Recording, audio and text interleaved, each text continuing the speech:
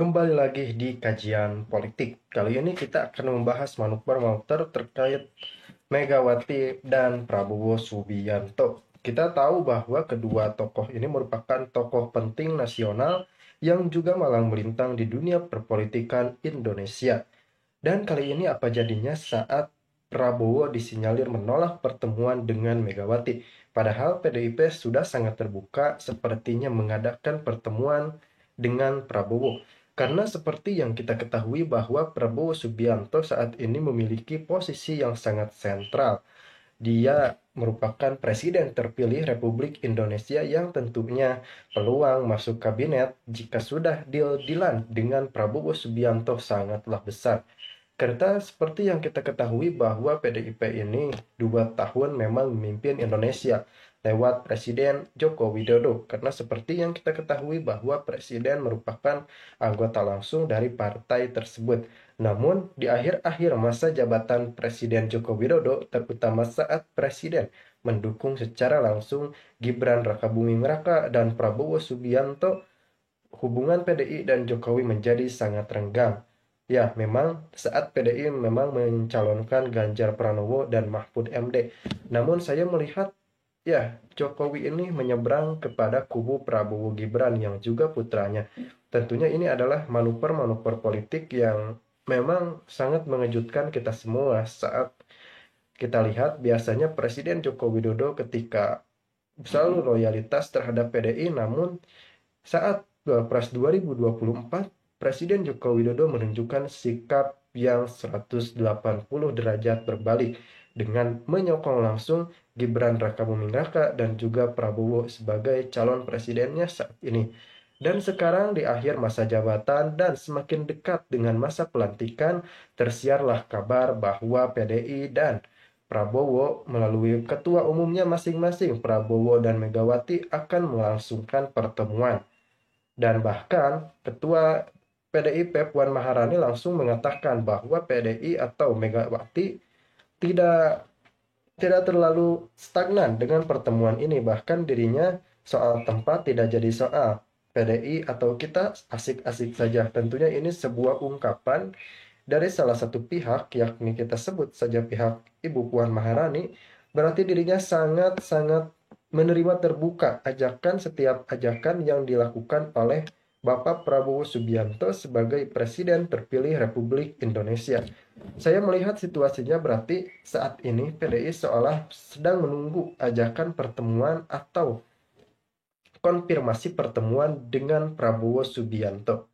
Ini menarik untuk dikulik karena memang ketika saya melihat perhelatan debat calon presiden 2024, kita semua tahu bahwa Bapak Ganjar Pranowo, capres dari PDIP, begitu Spartan menyerang Prabowo Subianto dengan mengkritik habis kebijakan-kebijakannya sebagai Menteri Pertahanan Kabinet Presiden Joko Widodo. Namun saat ini partai yang dia usung, partai yang pengusung dia, seolah memberikan sinyal terbuka untuk bergabung dengan koalisi Prabowo Subianto yang dulu dia kritik. Inilah situasi politik Indonesia. Sebenarnya manuver-manuver politik seperti ini memang tidak aneh dilakukan di Indonesia. Namun berandai-andai saja ketika PDIP masuk ke dalam koalisi, maka pemerintahan Prabowo Subianto ini saya kira akan sedikit gemuk dikarenakan banyak partai yang memang pro terhadap Prabowo. Dan kita belum melihat bagaimana kekuatan atau peta langsung dari oposisi atau wacana oposisi 2024, apakah ada PDIP di sana ataukah tidak, kita belum melihat dan belum pasti. Mungkin saat nanti pelantikan semua itu akan terjawab, karena saat dimintai keterangan, Ibu Puan mengatakan bahwa rencana pertemuan antara Prabowo Subianto dan Megawati Soekarno Putri akan terjadi sebelum pelantikan Presiden 2024. Ini artinya saya rasa waktunya sangat mepet untuk kedua partai membahas pertemuan atau pertemuan lainnya.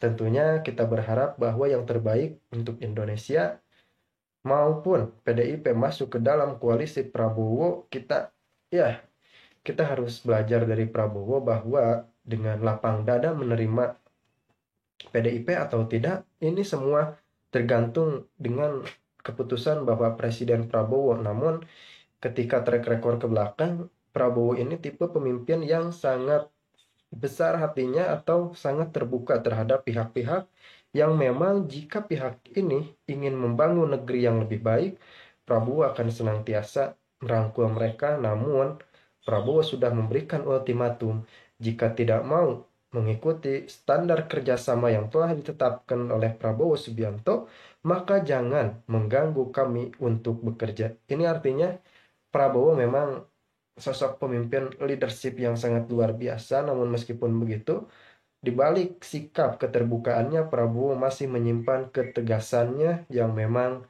diperlukan oleh para pemimpin, terutama di era digitalisasi seperti saat ini. Ini artinya manuver politik Megawati Prabowo masih belum kita ketahui. Namun, sebagian besar masyarakat ternyata menginginkan PDIP tidak masuk terhadap koalisi Prabowo Subianto. Saya tidak tahu apa yang terjadi, saya tidak tahu apa yang ada di benak mereka. Mungkin mereka memiliki pandangan-pandangan politik tersendiri. Padahal menurut saya, siapapun yang ada di koalisi ataupun tidak, kita satu tujuan utama, yakni membangun Indonesia yang lebih maju. Namun, perlu diingat bahwa mungkin kekecewaan masyarakat didasari atas lambatnya pengesahan rancangan undang-undang perampasan aset. Namun meskipun begitu, rancangan undang-undang perampasan aset ini memang rasanya tidak fair ketika kita tumpahkan terhadap kesalahan Ibu Puan Maharani yang memang menyebutkan bahwa akan membahas rancangan undang-undang perampasan aset ini pada periode berikutnya. Karena memang jika kita melihat dengan sudut pandang yang luas, tidak semudah itu rekan-rekan untuk mengesahkan sebuah rancangan undang-undang.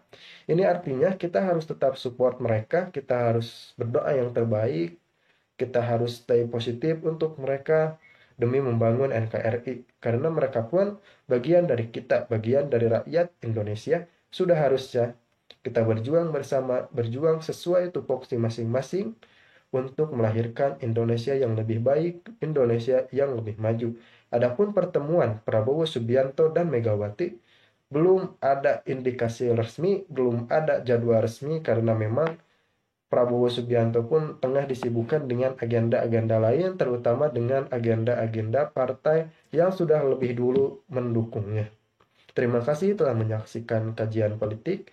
Jangan lupa subscribe karena kami akan terus mengupdate informasi-informasi teraktual, kredibel, dan tentunya terpercaya untuk Anda. Selamat berjumpa kembali di konten-konten kami berikutnya.